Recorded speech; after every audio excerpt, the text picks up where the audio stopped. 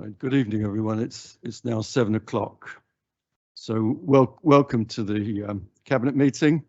Welcome to members and officers in the Council Chamber, and particularly welcome to Jamel, who's attending. She's the Senior Conservation and Design Officer, and she's attending her first meeting in this august forum. So welcome. And welcome also to officers and members and any members of the public who are joining us remotely. Please note that the meeting may be recorded, and data collected during the recording of the meeting will be retained in accordance with the Council's data retention policy. The recording of the meeting may be added to the Council's website.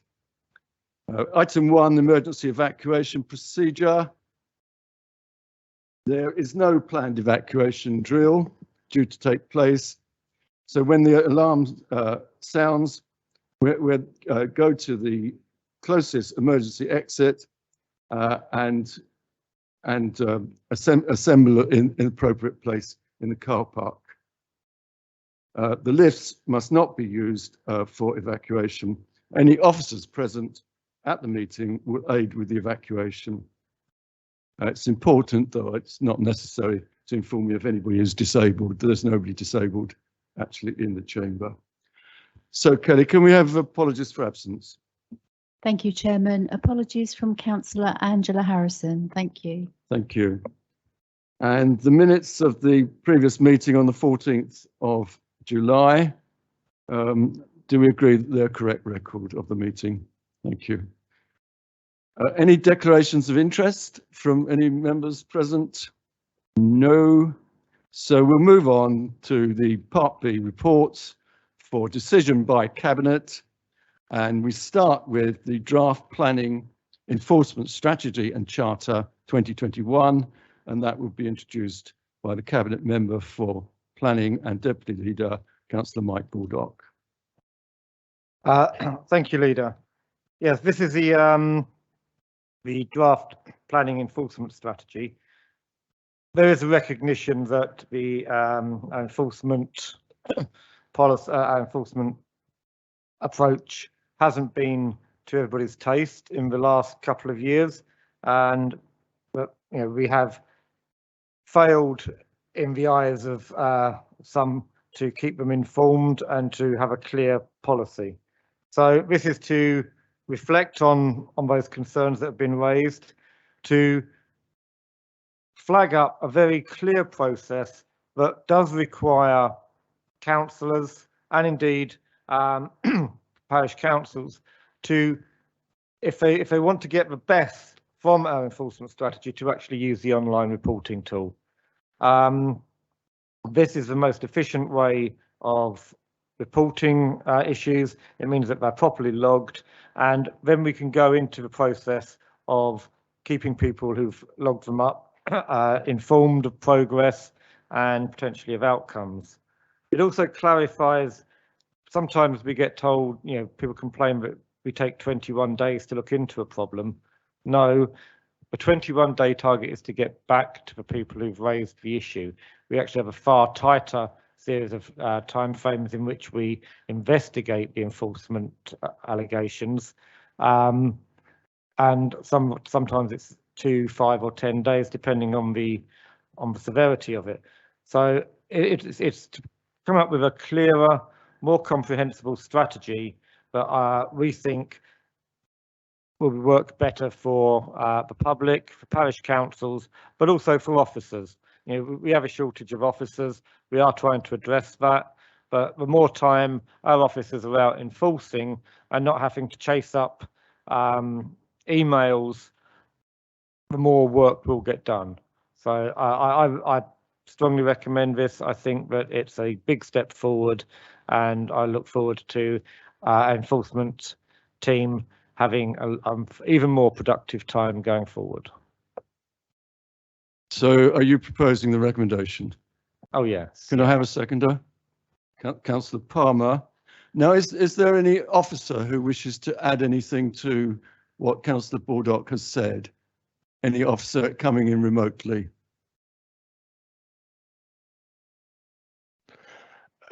Hello, Chairman.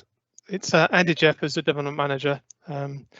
If I can, just a couple of minutes. The Charter's been out to consultation. 8 weeks we went to consultation in May and June. All Swale councillors to parish and town councils were notified, and it was on the council's web pages during that period.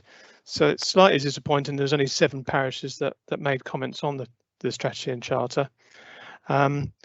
Nevertheless, most of the issues that have been raised by the 7 parishes relate to communications and resources, and it's important to note that the team's establishment is to be increased to 4.8 full-time equivalent members of staff, and we're actively recruiting at the moment. We're hoping to actually appoint 2 new permanent planning enforcement officers during next month. We've just done the interviews and we're just going through the processes of finalising references, and as I say, we should get those in October. The strategy, has already been pointed out, has been updated and amended, and includes members becoming involved with liaising with parishes and their complaints regarding enforcement. In terms of parish council comments that have been received, I note that Hartley have submitted a number of focused and negative comments, one might say, but they don't actually offer very many suggestions of how to improve the service. From the responses we have received, there's obviously an expectation out there that enforcement should take place immediately, but each case needs to be investigated, site visits undertaken, often needing legal advice, and negotiations need to be undertaken with various parties. This all takes time, obviously. And in order to try to deal effectively with the large number of allegations of breaches of planning control, we get over 800 complaints a year. The report proposes that cases are given a priority based on the seriousness of the breach, whether they be either major or medium or minor. And there's clarification in the report of what those are. And the level of priority gives an indication of the acknowledgement for expediency in reacting to a complaint. The level of resource that's going to be focused to require to handle those cases, with major cases obviously being dealt with as a priority and a certain level of immediacy, whilst minor cases will be handled as and when workload and resources allow. Thank you, Chairman.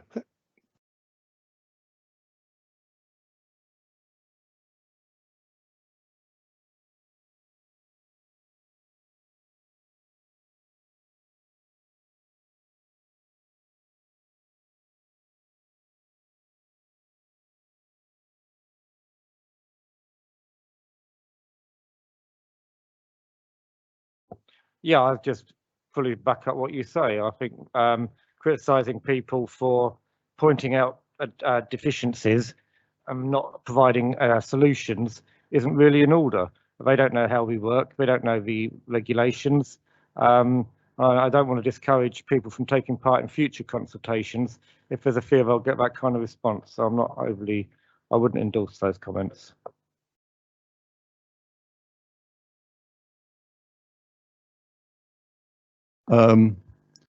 Those in favour of the recommendation is unanimous. Thanks very much, Councillor Baldock. We'll move on then to the next item, which is change in director for SBC Holding Company. This is, I hope, a matter of just formality, but I'll ask Councillor Monique Bonney, Cabinet Member for Economy and Property, to outline the report and the recommendation. Thank you. Well, before you tonight is a relatively short report that covers what is actually quite a complicated lease structure. We own the freehold of the cinema, as well as the site where Travel Lodge and the restaurant are, but we've had to enter into some lease arrangements there, and this covers the special purpose vehicle that holds those lease arrangements. So the recommendations are: 1, that Swale Borough Council appoints the Director of Neighbourhoods and Regeneration and the Director of Resources as directors of SBC Holding Company 1 Limited. The second recommendation, that the Chief Executive of the Council be delegated authority to sign communications with SBC Holding Company 1 Limited and others in the Council's capacity as sole shareholder of the company. And 3, that the Chief Executive of the Council be delegated authority to write to SBC Holding Company 1 Limited, confirming that the Council is to retain 99% of the rental income from Unit 8, Spring Square, Sittingbourne.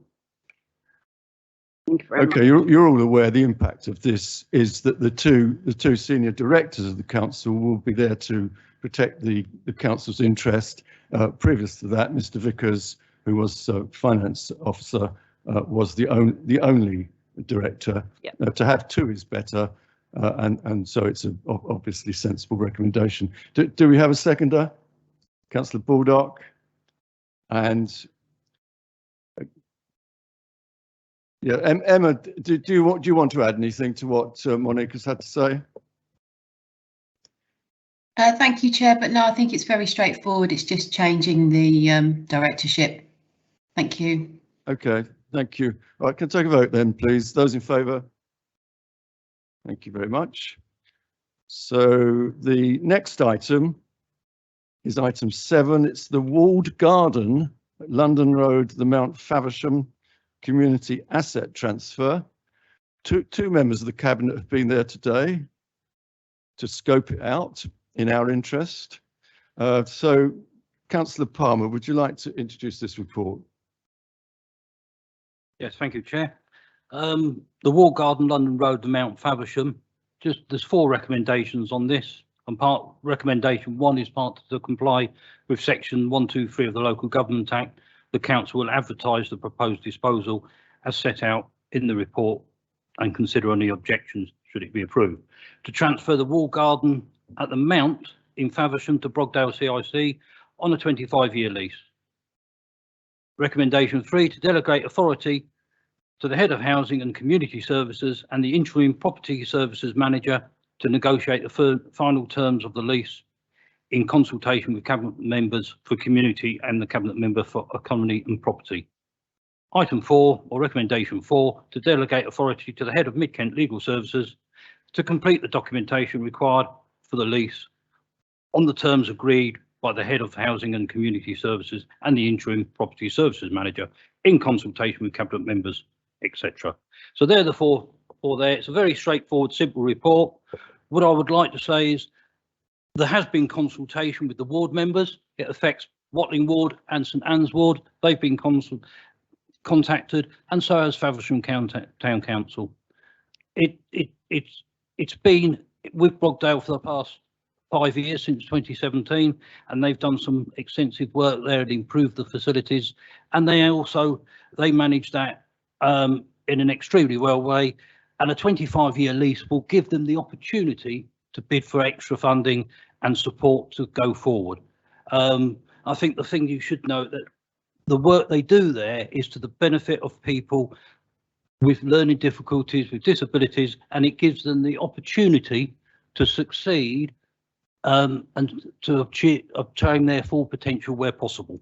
Thank you. So, Councillor Palmer, would you like to propose these recommendations? I will propose that we vote on all the 4 recommendations unless anyone has any deviance from that. But okay, if we can vote on the 4, and I would strongly recommend them. Thank you. And I'm very keen to ask Councillor Ben Martin, who now is the only Councillor Ben Martin, whether he'd like to second that, as he is the ward councillor, I think. I am indeed, and I'm more than happy to second. And just to reiterate what Councillor Palmer has said there, Brogdale CIC do an awful lot of very good work there. I think Councillor Saunders and myself have certainly been and seen Brogdale CIC, what they do, along with Councillors Jackson and Thomas, who aren't here this evening.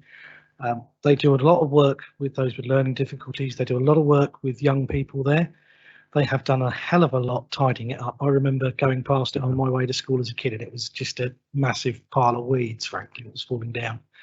They've done an awful lot already. There's more that can be done. Giving them a 25-year lease on this will allow them to access funding to repair the old Victorian greenhouse and to continue to teach and develop the skills of those that utilise the facility. So fully behind this. Thanks very much. Does any officer want to come in? I've seen Lynn Newton's online. Do you wish to say anything, Lynn? Just very briefly, Chairman, if I may, I too, as one of the officers, went to the Mount this morning ahead of their participation in the Big Green Week, and I was given a guided tour of the site and the facilities and the levels of investment the Brogdale CSE has made to date, and I was also introduced to some of the service users. I have to say, it was an absolute privilege to meet some of the young people that have been beneficiaries of the work programmes that have been delivered there. And I would urge any member, or indeed any member of the public that's not yet been to site, to take some time out at some point and arrange to visit the site, because it is very, very special. And I think that, you know, as members have already highlighted, with the potential of being able to access external funding, that their vision that they have can be delivered in a safe and measurable way for the benefit of the Faversham and wider community, as well as those service users. So absolutely commend the project to you. Thank you. Okay, Councillor Valentine. Yeah, I too visited the garden this afternoon, and I would very much support the transfer of the asset. I think it was extremely impressive, the work they're doing and the opportunities that they're giving to young people who have all sorts of challenges. Okay, and this is a bit of a trend now, but I too visited this afternoon and had a guided tour. It's excellent. There's three things about this. It's bringing derelict land back into very constructive use. You know, and that's something that we'd want to happen. It's us working closely with a good non-for-profit company. But above all, what they're aiming to do, what they are doing, is giving young people who otherwise would find life really rather difficult. They're giving them confidence, and they're giving them something to drive them forward. So I think it's an excellent thing, and I wouldn't expect any of you to vote against it. So let's take the vote. Those in favour, and that's unanimous. Thanks very much. So now we move on to item 8, the award of contract cashless payments in off-street car parks. Councillor Palmer. Thank you, Chair. I mean, the first thing I would say is cashless payments always causes a bit of concern with people, but I'd like to reiterate that you can still go to the machine and put the good pounds, shillings and pence into the machine, or the new currency if you so wish. But there's two recommendations here: that the contract for the cashless payment in off-street car parks be awarded to Park Now Limited, or you may know it more commonly as Ringo, for the sum of 106,000 blah blah, as written down there, £106,671 is the estimated value for 3 years, with a possible 2 years extension. Recommendation 2, to delegate authority to the Head of Environment and Leisure and the Head of Legal in consultation with the Cabinet Member for Community to complete the contract award. This is giving people the opportunity who wish to pay by a smartphone app, who wish to pay by texting or telephone. It opens up more and more as people tend to get now smartphones. So it doesn't remove that opportunity of paying by cash. So I would recommend the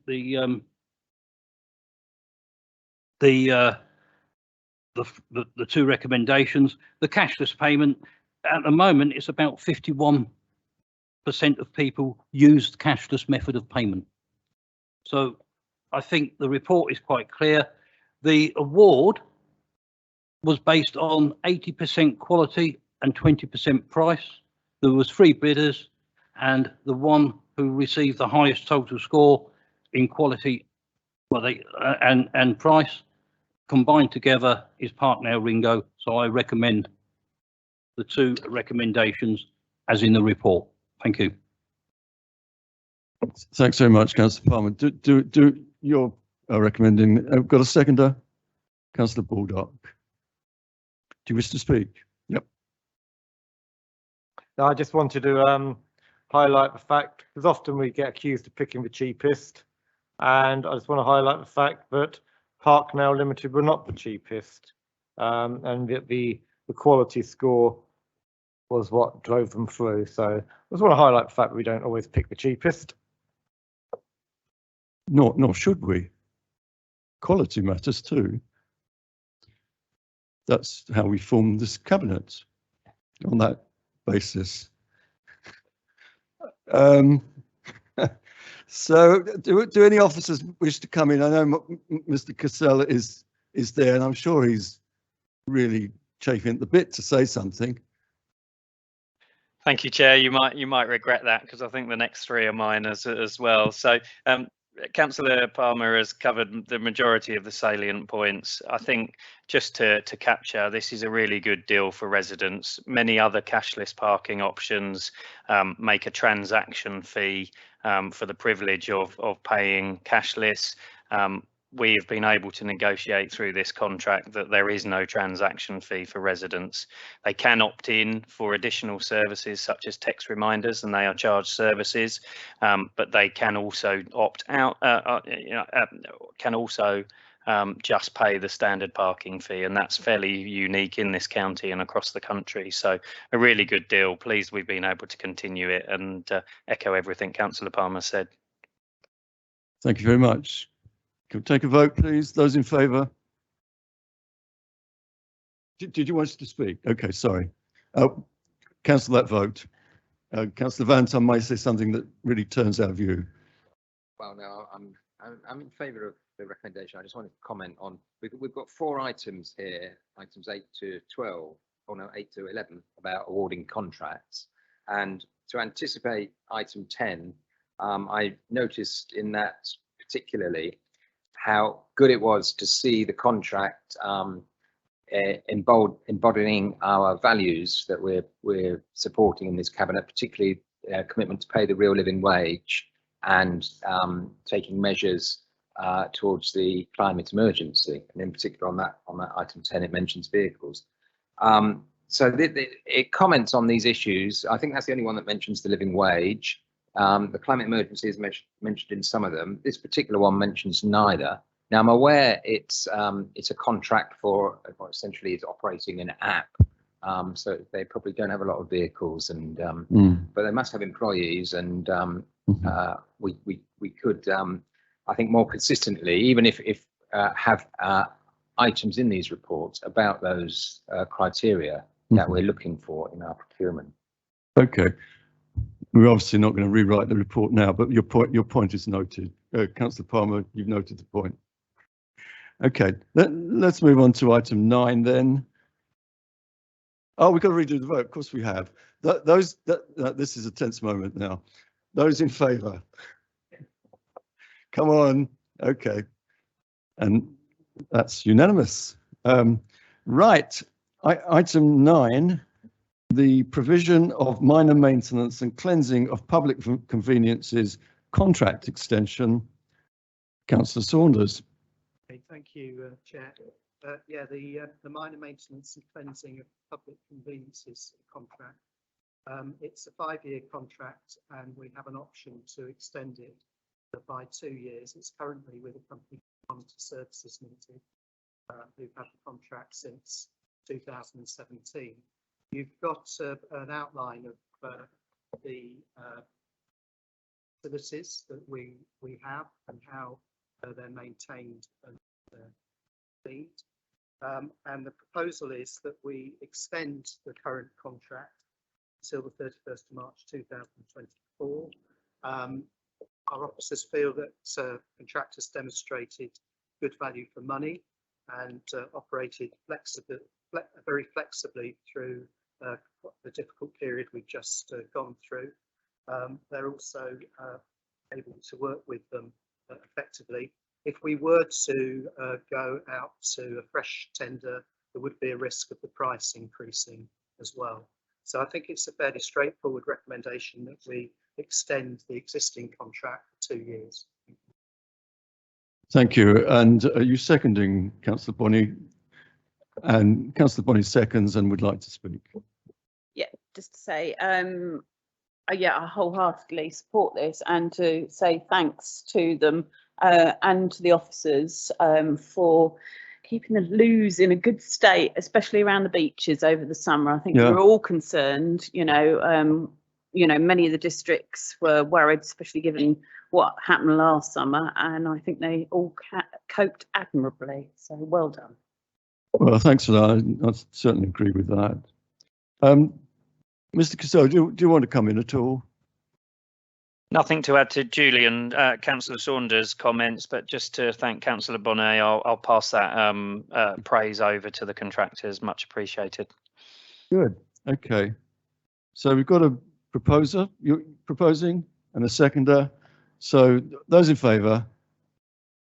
Okay, once again, it's unanimous. Thank you very much. So we move on to agenda item 10, the award of grounds maintenance contract, and that's Councillor Saunders again. Okay, thank you, Chair. This is a more significant contract, and it's a fresh award, so I will speak at slightly greater length about it. The grounds maintenance contract is one of the council's largest services. It's for the maintenance improvement of the council's green spaces. It covers things like grass cutting, maintenance of trees, cemeteries, hedges, sports pitches, etc. The current contractor is Glenwood. They've been operating the contract since 2017, so 15 years. As a result, officers have carried out a thorough review before going to a fresh tender, and they significantly respect the contract, and that includes some contractual changes, so some structural changes. So the arboriculture element has been moved into a separate contract, and the emptying of litter bins is being incorporated into the street fencing contract. The new tender was informed by a cabinet member workshop, and it has been particularly informed by our priorities as an administration, particularly to achieve climate and ecological benefits, to improve litter management, and to provide better employment conditions. Significant work was done in order to encourage applications and tender returns, but in the end there were two returns that were made,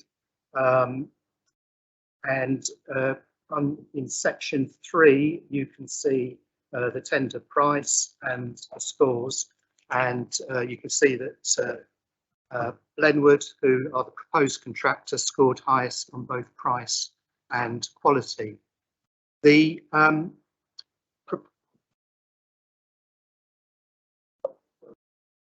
okay, fine. Okay, thank you, Chair. So the proposal from Glenwood provides a number of improvements which fit very closely with what we as administration want to achieve. So there are commitments to use more electric vehicles. There's a commitment to use electrical equipment rather than petrol models wherever possible. The contractor will introduce a real living wage from the start of the contract, and they also propose to reduce and eventually remove the use of pesticides. There will be 7-day coverage for litter picking as well. So it's a contract, or it will be a new arrangement that offers a number of benefits for us. There is a significant increase in cost. That was very much expected by officers when they were drawing up the specification, and that's largely allowed for in the medium-term financial plan, But as you'll see in section 4, there is an increase of about £50,000 on what they were hoping for. The reason that you're being asked to accept the recommendation, which is to go with the contract price, is firstly because this is a very key service to the public, which we would want to deliver to the highest standards. And secondly, because there are very positive benefits for a number of the commitments that we want to achieve as an administration. So I would propose that we do accept the proposal, which is at section 5. Thank you. Thanks very much. I've got a seconder. Councillor Bonney. And anybody wishing to speak? Can I bring Mr. Cassell in first, and I'll bring members in. Do you have anything to add, Mr. Cassell? Thank you, Chair. Nothing to add. Very comprehensive summary from Councillor Saunders. Thank you. Right. Councillor Baldock to speak. Thank you, Leader.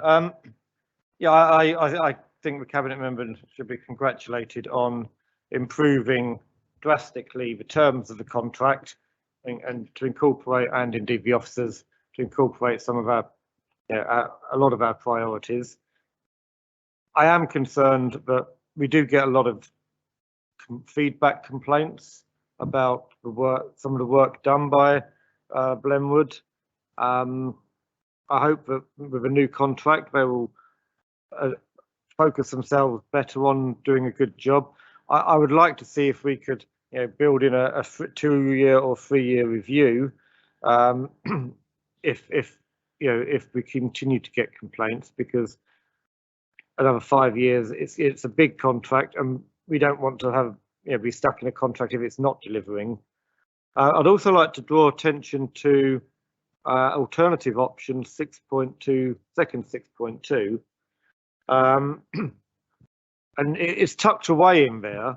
Yet it seems that one of the potential options could be in-house or LATCO. Not recommended at the current time. Council doesn't have suitable depot or land to create one.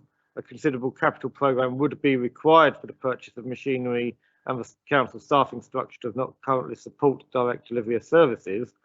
And then there's a little line at the end. With the shrinking private sector market, it is likely this will need to be a future consideration.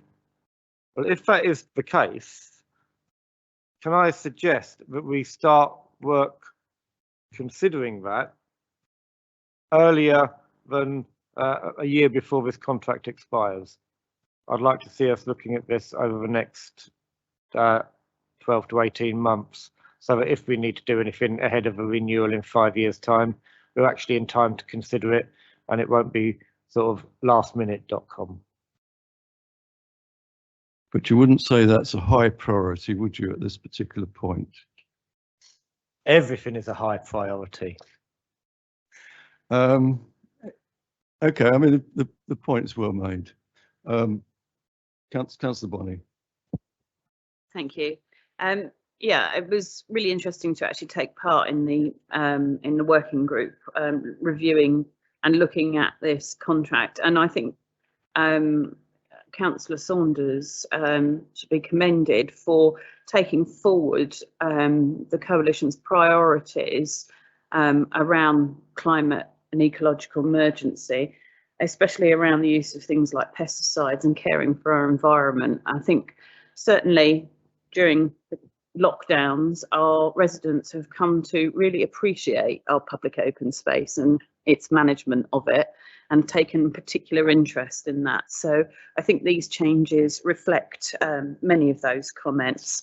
And also to note really that, there was a budget figure in the medium-term financial plan, and actually the variance of that is about 3%. So it's really small. And I think that's quite an achievement in the current climate, given what's going on in the economic world. So I fully support this. Well, thanks for that. We do. Sorry, I'll bring you in, but we do get a lot of complaints. Actually, quite a lot of the complaints I've received turn out not to be Blenwood. They turn out to be another organisation. Councillor Martin. Yeah, again, I give congratulations to the cabinet member and his deputy, and to the working group that worked towards this. It is great to see a contract that does take into account those priorities. As the leader mentioned, it is usually another organisation when we get the complaints about Glenwood. It tends to be where you've got, how should I put this, the county council having an area of land, the borough council having an area of land, and the social housing providers having an area of land, all in close proximity and all having slightly varying standards as to what they expect. And as a rule, we tend to have a slightly higher standard than the county, and about the same, if not a little lower perhaps at times, than the social housing providers. This looks like it's going to be a good thing. I am concerned around the private sector market on this in the longer term. To only have the 2 applicants, and I know there was a big tender out from the London boroughs at the same time as ours, which would have disadvantaged us in getting more applicants. But it is also worth noting Glenwoods were not just the best on price, they were the best on quality of those that bid. So again, it's not all about price, it is about quality. Let's see what happens going forward. And I'm sure they will save money as well in the long term using electrical equipment for cutting as the price of fuel rises. Correct. Councillor Saunders, you come back now. Big item. Okay, thank you. I just wanted to pick up on the comments that have been made about I suppose it's contract monitoring, ensuring that we get a good performance from the contractor. If you look in the paper, it does identify that there are going to be greater performance indicators and also heavier penalties for non-compliance. And I know the officers are keen to improve the contract monitoring, and I would say that effective contract monitoring can be very is very important in getting good performance out of the provider. Thank you. And I'd just like to echo other members' congratulations to you for the amount of work you've put into this, the quality of the outcome, but also to thank the officers for helping with that too. Okay, so item 11. Oh, let's have a vote. Those in favour? Excellent, thank you for that. Yeah, can we move on now to item 11?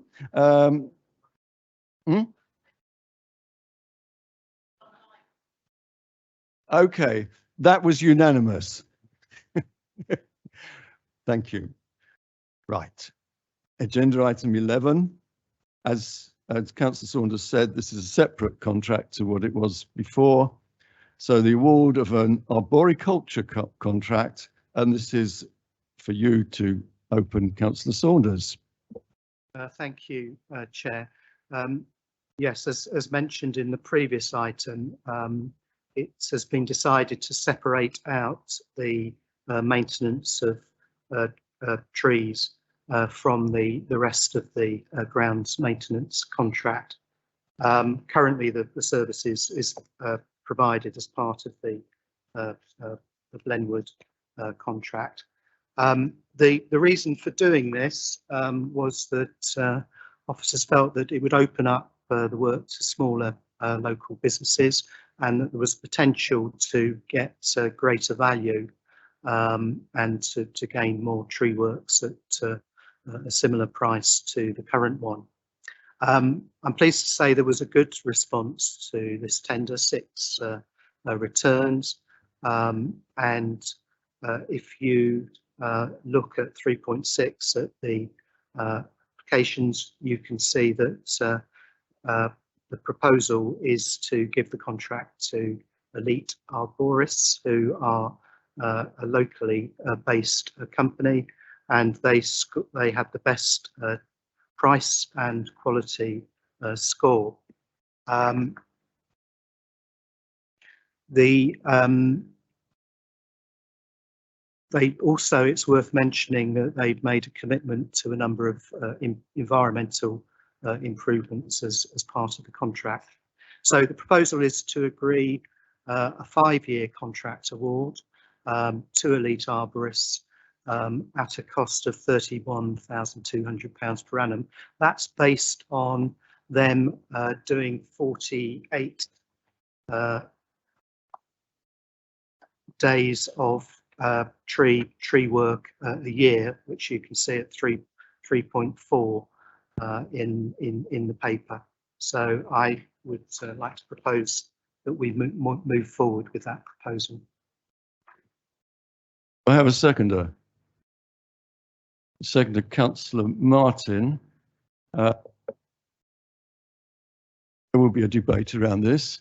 Do you want to come in, Mr. Cassell, before I open up the debate? No, nothing to add, but happy to answer questions from the debate. Okay.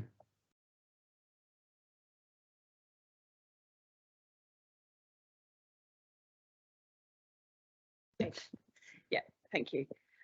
Right, okay. I might have to declare an interest as a bit of a tree hugger. But yeah, so I think when we're looking at our priorities, one of them is obviously dealing with the climate emergency.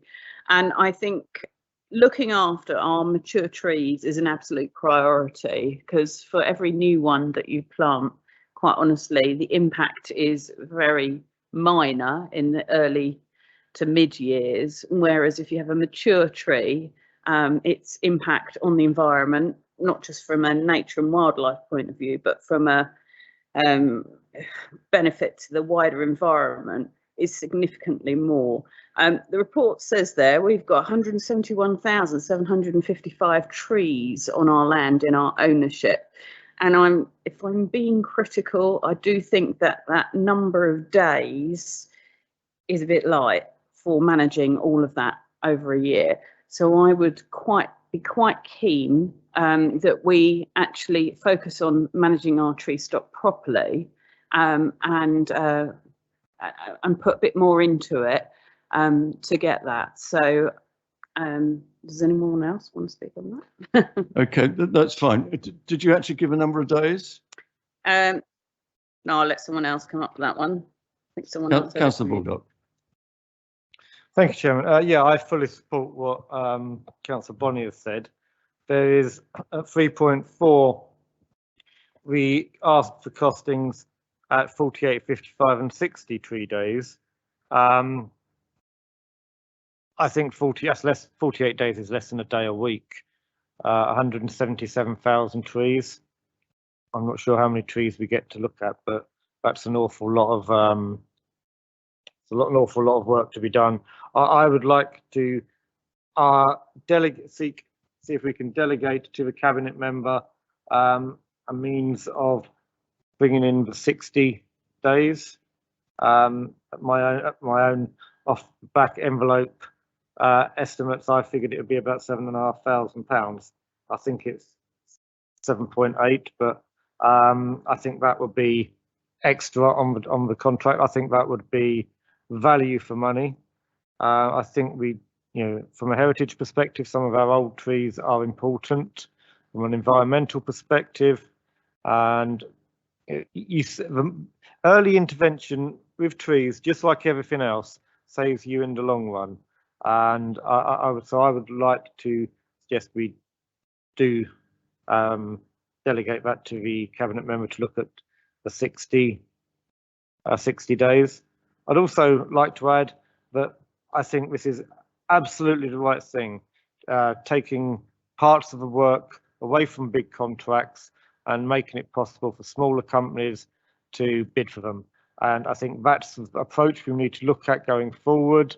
If we're only getting two companies bidding for the whole work, then let's see if there's other small areas that we can isolate out in the future and make subject to a separate contract, because I think this is a good proposal, and yeah, I'll leave it at that. It is a sort of amendment, yes, a proposed amendment. Okay, I'll coming up, but if I could go first, just to say that I have to say, don't I, that we are trying to get a budget that's got to close a gap of £3 million. So let's not forget that. What you're proposing is relatively marginal. Councillor Saunders, is it feasible for us to agree this evening, but for you and Mr. Cassell to go away and just via the small detail of that. Would you like to comment on that, or could I actually bring Mr. Cassell in first? Would you like to come in, please? Yeah, thank you, Chair. Yeah, if you were moving the recommendation to award on that basis, we would award on that basis. But with any contract, there are terms within that contract to make variations. We're allowed to do that within a certain financial threshold under procurement rules, and this one is well below that threshold. So Councillor Baldock's not far off with his calculation. I had it somewhere under 10,000. So as with the additional days. I'm sure that would be with the right delegation. I'm sure it would be more than fine. But I would ask David to potentially comment on that. David Clifford, you've been asked to speak. Through you, Chair. I mean, I think it's fine to add effectively another recommendation to delegate authority to the cabinet member, and working with the head of environment and leisure to consider whether that's possible within the budget framework. Yeah. Okay. So we need a third recommendation to that effect. Councillor Bonney. Yeah. So what David Clifford just said. what he said. What he said. Yeah. Delegation to the cabinet member. So three.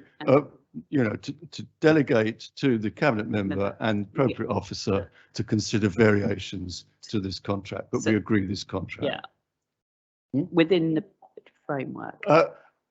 Within the budget framework, that needs to be in because we will have to find it from somewhere. Yeah.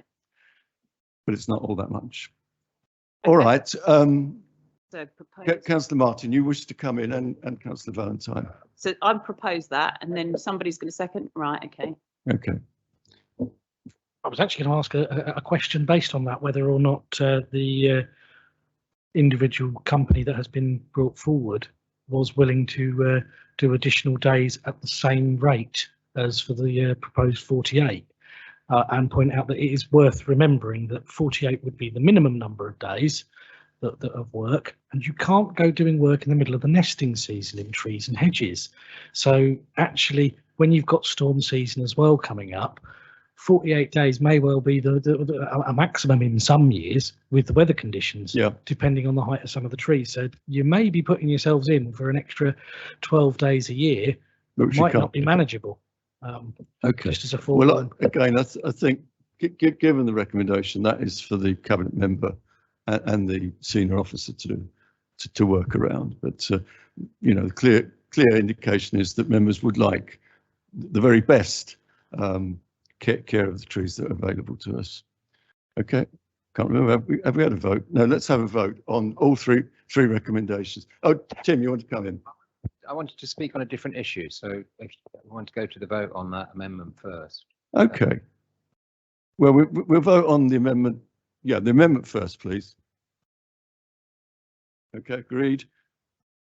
Now you wish to speak. Okay, I just wanted to say a few words about the living wage and the climate aspects. So it's very much welcome the environmental improvements in the use of electric machinery, and I agree with Councillor Baldock's comments about splitting this off from a large contract and having a local company bidding and attracting 6 bids, which is all good.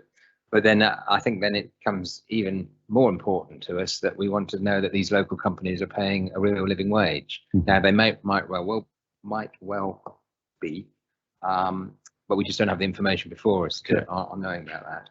And I also note there's no commitment about electric vehicles. It might be harder in this more specialist area with bigger vehicles at the moment. But again, I'd just like to see some information on the efforts to push them in this direction. You don't want to amend the recommendation, but there are 2 points, Councillor Saunders, that you might take forward. Okay, thank you, Chair. I mean, if you want, I'm sure Mr. Cassell can comment if need be on where we are, where we were with this contract. Mr. Cassell, could you say where we are vis-a-vis this company using the living wage, where we are in terms of use of electric vehicles? Yeah, certainly.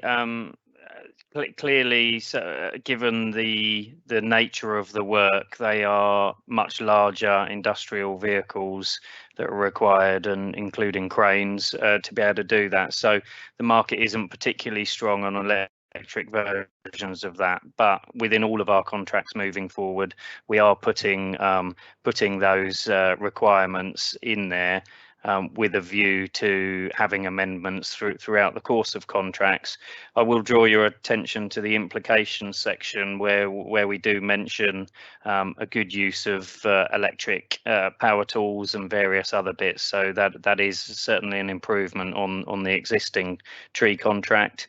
In terms of the real living wage, the reason that we haven't put that specifically in here, these are highly specialist, higher paid roles anyway, so they are in exceedance of the real living wage sum, so there is no issue with that. Okay, thanks very much. So can we vote on the first two recommendations then, please? Those in favour? Okay, thanks. Right, agenda item 12 is the local heritage listing criteria. This is Councillor Baldock. This is an important area to us as well, which we are moving forward with some momentum. So, Councillor Baldock. Thank you, Leader. Yes, this is the next stage in our heritage strategy. We've seen from feedback to the heritage strategy in general that it's got a very strong support base out amongst the public. This is the next step, and Jamil will give more detail, but what I really want to highlight is how this is actually giving local people, local groups, local communities the opportunity to flag up things that are of importance to them, things that they consider important within their community of a heritage value. And there are some things out there that we won't know about, and that will be generally overlooked and therefore susceptible to being removed because people don't know about them, and maybe only one or two people know about them, but when they're identified, everybody else thinks it's wonderful that they're there. So this is a sort of way of eking out some of those lost gems around the borough and making sure that they are protected going forward. But I'll hand over to Jamil.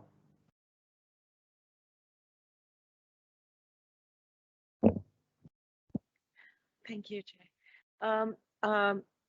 Local heritage list is part of heritage strategy action plan 1, and what we are here today is we're recommending adoption of listing criteria. We've been through public consultation, we've been through various stages of it, and the listing criteria would establish what are the criterias used to list local heritage, which is not statutory listed, but it's local to Swale, it's specific to Swale, and it's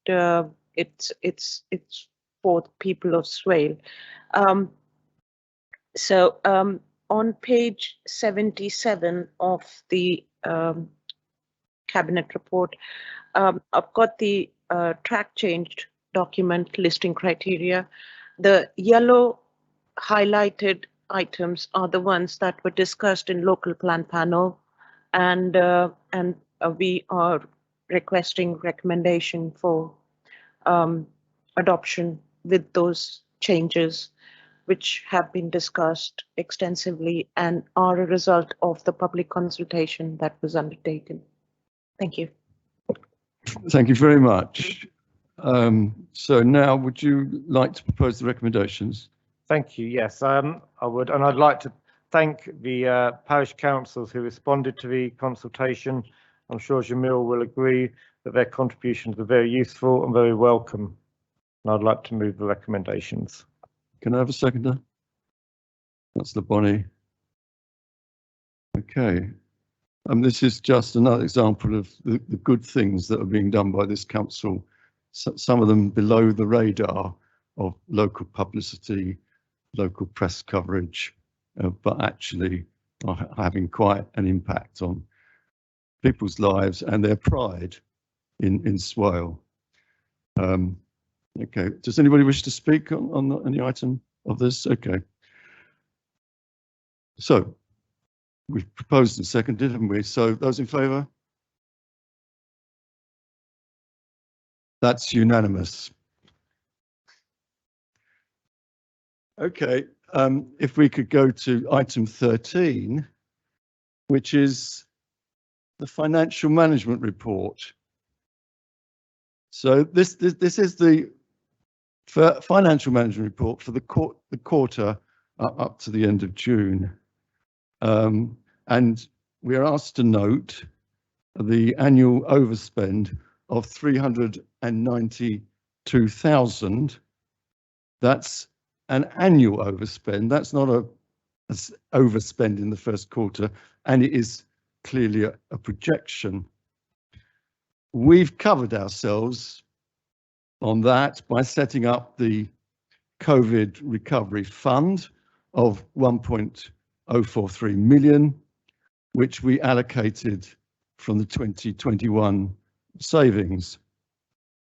So can we also note that? That's also part of the recommendations.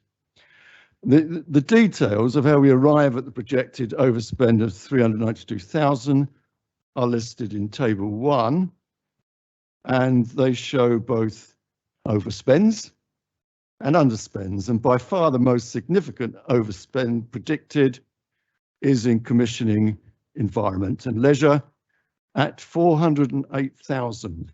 And from Appendix 1 we can see that the principal cause is related to parking, and that is obviously COVID related, and it may turn out, I hope, to be a pessimistic forecast. You will see, if you look at that part of the appendix, that we are getting increased season ticket income at the multi-storey. You'll also note, if you look in that section, a compensation in terms of garden waste collection income, which we could see as a positive from the pandemic, with more people spending more time in their garden producing garden waste. And you'll also note our liability for the loss of income at the leisure centres, which will be offset by reserves. There's also a predictable overspend on homelessness, and that is COVID related as well. And there's also, I think, a real concern of an increase in homelessness for other social and economic reasons in the months ahead. So that is something of concern to us. On the other hand, we do have savings, underspends due to salaries, planning and legal services. And there is also an anticipated fund from government increase of 170,000 for losses on fees and charges. And this is in table 1, and it's recommendation 5, which we are asked to note. Recommendation 4 asks us to note the top up of the pension and redundancy fund by 50,000. Paragraph 310 also notes that the general fund now has a balance of 2.856 million, which is still 1.3 million above the agreed minimum, but I have asked for a full review of all our reserves to see how we can make the general fund more buoyant. Finally, we need to note the current position on this year's capital budget.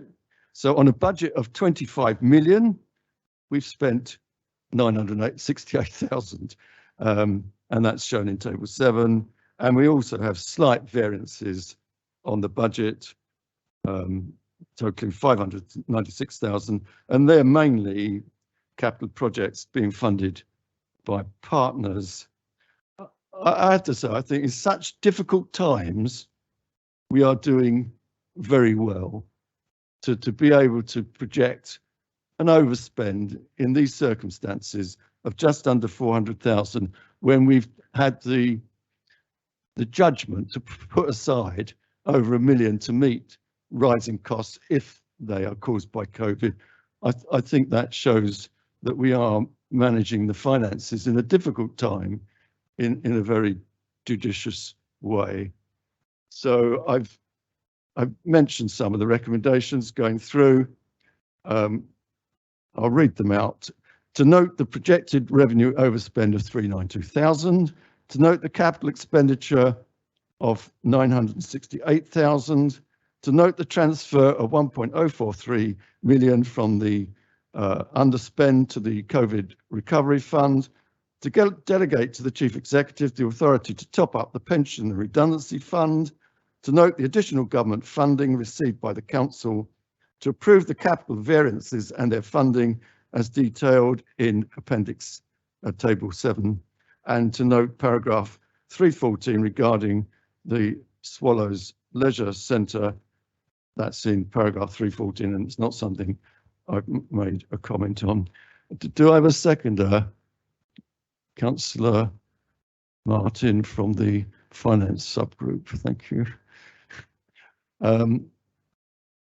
Is Phil Wilson present? Does he wish to add anything to what I've said?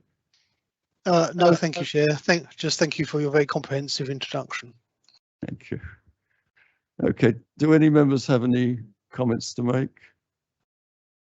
Good. Okay, we'll move on to the next agenda. Oh, we'll have a vote. Of course we will. Right.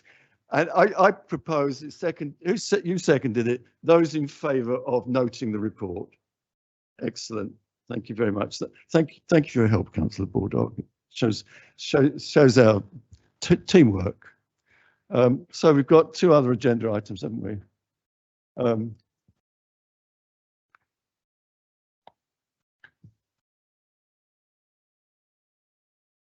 So we've got the recommendations from the Joint Transportation Board.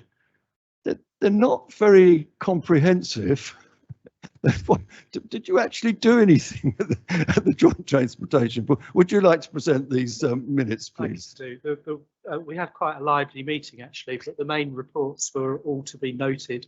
So, and there was for once only one parking scheme that came forward to the board, and I think we could happily support that, unless Councillor Martin wants to speak on.